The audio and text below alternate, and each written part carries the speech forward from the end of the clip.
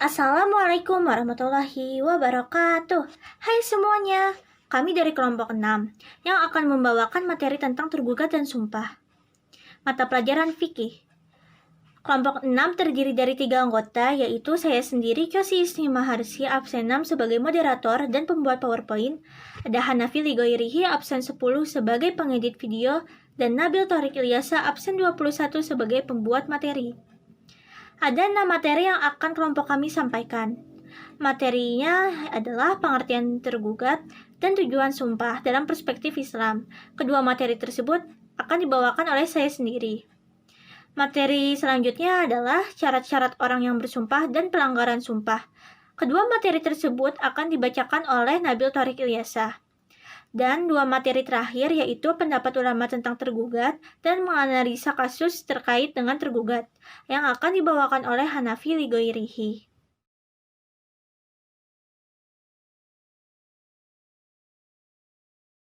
Materi pertama adalah pengertian tergugat. Tergugat itu apa sih?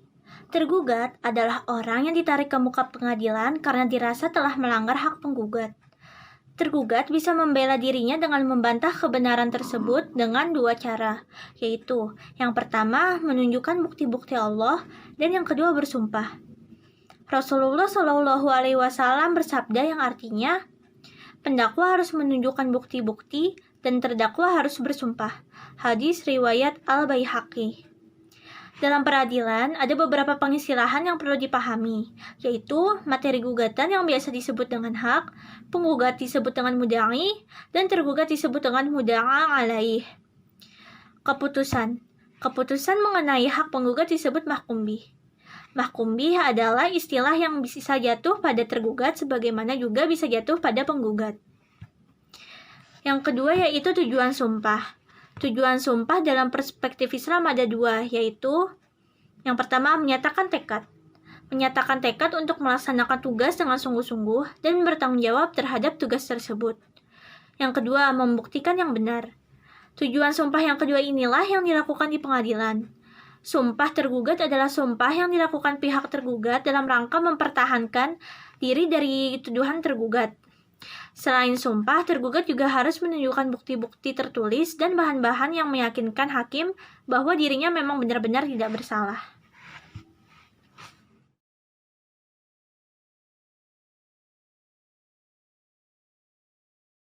Kemudian ada syarat orang bersumpah. Yang pertama yaitu mukallaf, yang kedua yaitu didorong oleh kemauan sendiri tanpa adanya paksaan dari siapapun, dan yang ketiga yaitu sengaja, bukan karena terlanjur atau yang lain-lain. Kemudian 3 lafaz yang bisa digunakan untuk bersumpah yaitu tallahi, billahi, dan wallahi. Ketiganya berarti yaitu demi Allah. Rasulullah pernah bersumpah dengan menggunakan lafaz wallahi sebagaimana dijelaskan dalam riwayat berikut ini. Wallahi la agazuwanna Quraisyan salasa marrat, yang artinya demi Allah sesungguhnya aku akan menerangi kaum Quraisy. Kalimat ini beliau ulangi 3 kali. Hadis riwayat Abu Daud. Kemudian ada pelanggaran sumpah. Konsekuensi yang harus dilakukan oleh seseorang yang melanggar sumpah adalah membayar kafarah, yakni dengan pelanggaran sumpah dengan memilih salah satu dari ketiga ketentuan berikut. Yang pertama yaitu memberikan makanan pokok kepada 10 orang miskin, di mana masing-masing dari mereka mendapatkan 3/4 liter. Kemudian yang kedua yaitu memberi pakaian kepada orang miskin. Yang ketiga yaitu memerdekakan hamba sahaya. Jika pelanggar sumpah masih juga tak mampu membayar kafarah dengan melakukan salah satu dari hal di atas, maka ia diperintahkan untuk berpuasa 3 hari, sebagaimana hal ini dijelaskan oleh Allah dalam firman-Nya dalam surah Al-Maidah ayat 89, yang berbunyi yaitu Bismillahirrahmanirrahim. Fakaffaratuhu ta'amu asyarati masakina min awsati ma tut'imuna ahlikum aw kiswatuhum aw tahriru raqabatin faman lam yajid fasiyamu salasati ayyam. Artinya, maka kafarat atau melanggar sumpah itu ialah memberi makan 10 orang miskin, yaitu dari makanan yang biasa kamu berikan kepada keluargamu, atau memberi pakaian kepada mereka, atau memerdekakan budak. Barang siapa yang tidak sanggup melakukan yang demikian, maka kafaratnya adalah puasa selama 3 hari.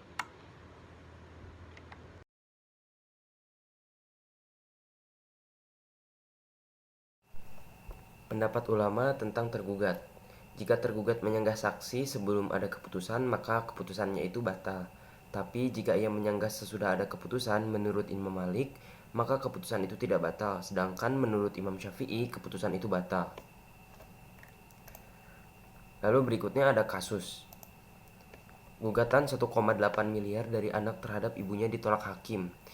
Hakim ketua yaitu Endratno Rajamai. Pengadilan Negeri Garut, Jawa Barat menolak seluruh gugatan perdata senilai 1,8 miliar yang dilayangkan Yani Suryani dan Handoyo Adianto terhadap Siti Rokayah alias Ami, umur 83 tahun yang merupakan ibu kandung dari Yani. Seluruh gugatan perdana yang dilayangkan penggugat tidak memiliki dalil yang kuat untuk mempertahankan seluruh gugatannya. Majelis hakim berpendapat dalam kasus ini telah terjadi utang piutang antara Yani Suryani dan Asep Rohendi. Namun dalam kasus gugatan perdata harus ada syarat formil yang harus dilengkapi pihak tergugat.